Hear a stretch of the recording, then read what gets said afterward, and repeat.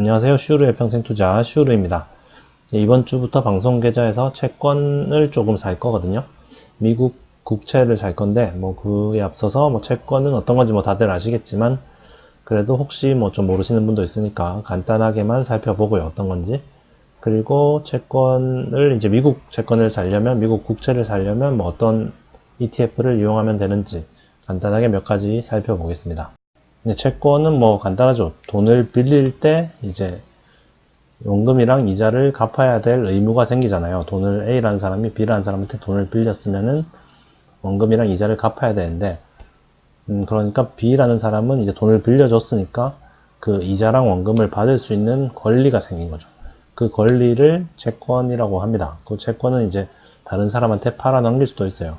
내가 이제 A라는 사람한테 돈 받을 권리가 있는데 그 권리를 다른 사람한테 얼마의 돈을 받고 팔아 넘길 수도 있는 거죠. 그러면 이제 채권 거래가 일어나는 겁니다. 예를 들어서 A라는 사람과 B라는 사람이 있는데 A가 B에게 돈을 빌렸어요. 100원을 빌렸다.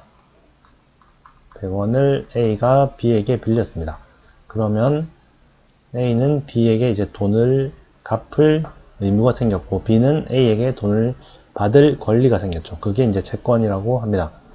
그런데 100원을 빌렸는데 어떻게 약속을 하고 빌렸냐면 10년을 만기로 해서 10년 동안 매년 이자로 2원씩 주겠다 라고 약속을 했습니다. 그리고 만기가 되면 당연히 원금 100원을 갚겠다 이렇게 약속을 하고 빌렸습니다. A가. 그러면 이거는 채권 이자율이 얼마죠? 2원이죠. 2원. 매년 2원씩 A로부터 받을 수 있는 권리가 채권인데 그 채권 이자율은 2%죠. 100원에 2원이니까 2%죠. 네, 이렇게 2%인데 이 채권의 수익률은 2%인데 근데 그 채권 수익률이 변한다고 하잖아요. 2%인데 2.2%가 됐다가 1.8%가 됐다가 변한다고 하잖아요. 그거는 왜 변하는 걸까요? 채권으로 이제 받을 수 있는 돈은 정해져 있는데 원금이랑 이자는 정해져 있는데 수익률이 변하는 이유는 이제 채권이 거래가 되기 때문입니다. 거래가 되는데 거래 가격이 꼭 100원일 필요는 없습니다.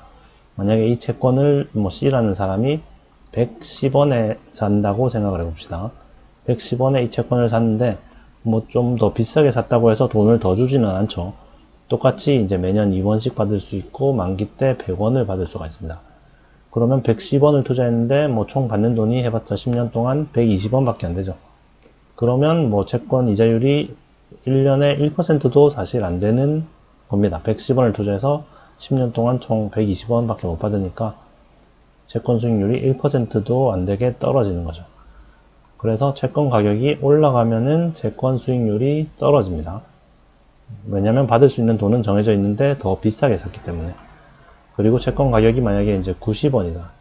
그러면 90원을 투자해서 10년 동안 120원을 받을 수 있으니까 이거는 엄청 채권 수익률이 높은 거죠. 한 3% 정도 되는 거죠. 이런 식으로 사고 파는 가격이 달라지기 때문에 이제 채권 금리, 채권 수익률이 오르내리는 겁니다. 그리고 채권의 종류는 이제 돈을 빌리는 사람이 누구냐에 따라서 국채, 나라가 빌리면 국채고 회사에서 빌리면 이제 회사채, 개인이 빌리면은 사채 이런 식으로 달라지거든요. 이름이.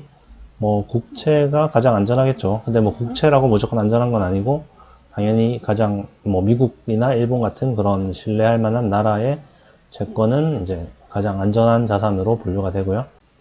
브라질이라던가 터키 이런 식으로 좀 더 위험한 나라는 좀 더 위험한 채권으로 분류가 되죠. 회사채도 삼성전자나 이런 회사채는 아주 안전한 채권이라고 봐야 되겠죠. 예, 그 중에서 저는 미국 국채를 거래를 할 거거든요. 아무래도 일단 안전자산의 개념으로 자산 배분을 할 건데 그 중에서 가장 안전한 게 미국 국채라고 생각을 하고요. 네, 어쨌든 이제 채권을 미국 국채를 거래를 할 건데 국채를 직접 사기는 좀 매우 어려워요. 직접 사는 건 거의 좀 힘들고 채권을 살 수 있는 이제 ETF, 채권을 모아놓은 ETF를 사는 방법이 가장 현실적입니다. 예, 미국 시장에 상장되어 있는 ETF고요. 일단 장기 채권에 투자하는 거는 TLT, SPTL, VGLT 이렇게 있습니다. 수수료가 조금씩 다르고요. SPTL이 수수료가 가장 쌉니다. 단기 채권은 뭐 SPTS, SHV, VGSH 이런 게 단기 채권에 투자하는 거고요.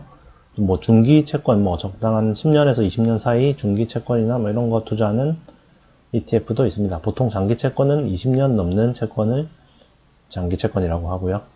단기 채권은 뭐 아주 짧은 거, 몇 개월짜리도 있고 뭐 한 1, 2년짜리도 있고 그런 게 단기 채권이고요. 근데 뭐 종합적으로 뭐 단기, 장기, 중기 채권을 섞어서 투자하는 그런 ETF도 있습니다. 이렇게 BND라고 있습니다.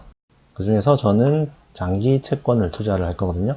SPTL이라고 장기 채권을 투자하는 ETF를 저는 살 건데, 여기 보시면은 채권이 100% 가지고 있는 거고요. 예, 여기 뭐 3.75, 3.62. 어쨌든 뭐 이런 채권을 사는 ETF입니다. 예, 최근에 좀 많이 오르고 있어서 사실 사기가 좀 꺼림칙하긴 하지만 뭐 앞으로 어떻게 될지도 모르는 일이고요. 하여튼 사보도록 하겠습니다. 예, 앞으로 이제 주식이랑 채권을 적절한 비율로 사서 이제 자산 배분을 하는 뭐 그런 모습도 보여드리도록 하겠습니다. 예, 이번 주도 오늘도 시청해 주셔서 감사드리고요. 또 곧 뵙도록 하겠습니다. 감사합니다.